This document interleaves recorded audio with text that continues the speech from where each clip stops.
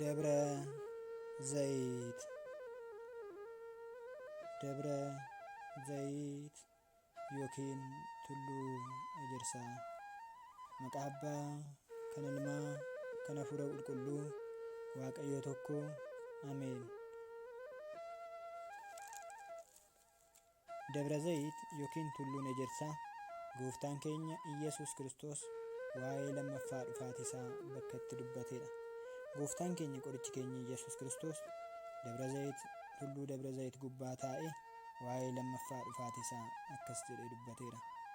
Gooftaan keenya Iyyasuus Kiristoos mana qulqullummaatii ba'ee ni deeme.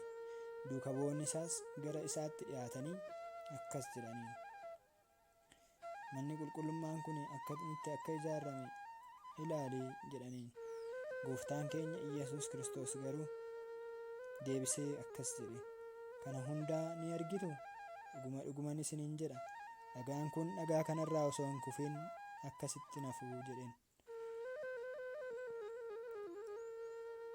Tulluu ejersaarra yookiin Dabra Zayit taa'anii osoo jiranuu duuka bu'oonni Waaqayyoo itti dhiyaatanii qofaatti gaafatan: nutti himi, kun yoom ta'a? Mallattoon dhufaatii kee fi mallattoon bara dhumaas maalinni jedhanii gaafatan. Gooftaan keenya Iyyasuus Kiristoos deebisee akkas jedheen: kan isin dogoggorsu akka hin jiraanne of eeggadhaa. Baay'een isaanii ani Kiristoos jechuun maqaa kiyyaan ni dhufuuti. Namoota baay'ees ni dogoggorsu. Waraanaa fi oduu waraanaa dhaga'uuf jirtu.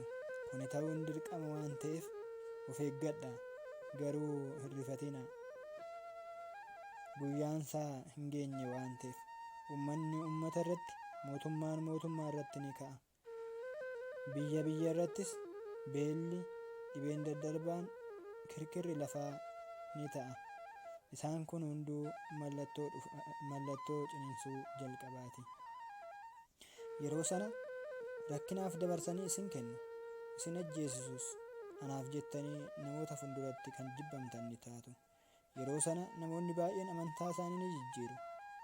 Walii isaanis dabarsanii wal kennu. Walii isaaniitiinis wal lolu. Namoonni baay'een, raajonni sobdoonnis ni ka'u.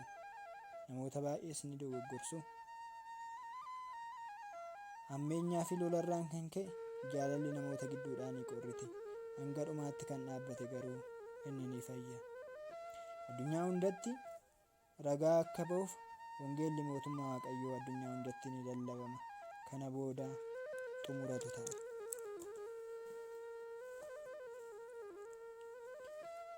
Yeroo sana qabeenyaa fi badhaadhummaa isaanirraan kan ka'e jiraachuu Waaqayyoo fi badhaadhina isaanirraan kan ka'e jiraachuu Waaqayyoo ni irraanfatu. Gumbii yookiin gootaraa guddaa midhaan isaanii itti naqatan hojjechuuf, qarshii fi warqee isaanii kan keessatti kuufatan saanduqa yookiin saaxinii guddaa qopheessuuf ni ariifatu. Lubbuu isaaniitiinis bara baay'eedhaaf kan si ga'u midhaan baay'ee, warqee fi qarshii baay'ee qabda waan ta'eef, egaa kana booda callisi, nyaadhu, dhugii, gammadis jedhuuni. Garuu osoo isaan hin beekin tasa duuni lubbuu isaanii butee fudhata. Qabeenyi isaanis nama isaan hin beekneef ta'a. Qabeenyi Waaqayyoo hin qabnee fi namni qabeenya isaa abdate carraan isaa akkana ta'a. Yeroo sana of eegaa. Baay'ina qarshiirraan kan ka'e lubbuun namootaa hin eeggamu. Baay'ina qabeenyaatiin umuriin namaa hin dheeratu. Du'a jalaas hin ba'u. Qabeenya namaa hawwuu fi hawwii hin taane irraa of eeggadhaa. Yeroo sana of eegaa. Waan nyaattanii fi waan dhugdaniif, akkasumas waan uffattaniif, waan ittiin of miidhagsitaniif cimsitanii hin yaadda'inaa. Simbirroota samii ilaalaa. Hin facaafatan, hin haammatan, mana meeshaa yookiin gumbiis hin qaban. Garuu Waaqa isaanii irraa ni argatu. Akkasumas abaaboowwan ilaalaa. Hin dadhaban. Garuu isiniinan jedhaa, ogeessichii fi namni hubataan Solomoon illee kabaja isaa hundaan isaan kana keessaa tokko illee hin uffanne. Egaa simbirroota samii fi abaaboo gammoojjii irraa hammam akka caaltanii fi Waaqayyo fuulduratti kabaja hammamii akka isiniif kenname yaadaa. Isin keessaa dhiphatee dheerina isaa irratti taakkuu tokko dabaluu kan danda'u eenyu? Egaa waan xiqqoo kana raawwachuu erga hin dandeenye waan biraatiif hin dhiphatina.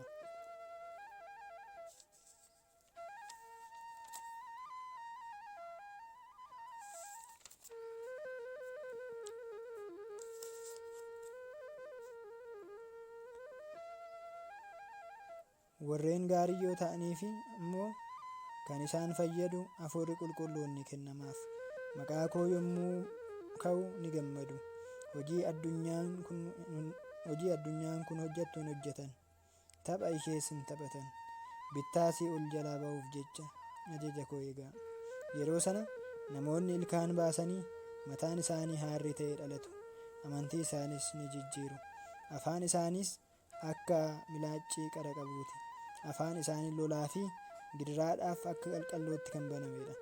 Ofiin of fuudhanii ofiin of fannisanii bakka hin taanetti kufanii du'u. Yeroo sana of eeggadhaa. Abbaan ilma isaa obboleessa isaa ni jibba. Obboleettiin obboleettii hin jaalattu. Hiriyaan hiriyaa isaa ni gana. Abbaan ilma isaa dabarsee du'aaf kenna. Ijoolleenis abbaa fi haadha isaanii ajjeesisu. Diinni namaa maatiidhuma namaa ni ta'a. Qotiyyoo qotuu fi hin qonne walitti camadu. Isa qotu ni garafu, isa hin qonne immoo ni dhiisu. Qotiyyoo kan jedhame qotiyyoo miti. Kan liqeeffate jala bahaa, kan isa qabus hin jiru. Kan wabii ta'e garuu ni qabama. Yeroo sana of eeggadhaa.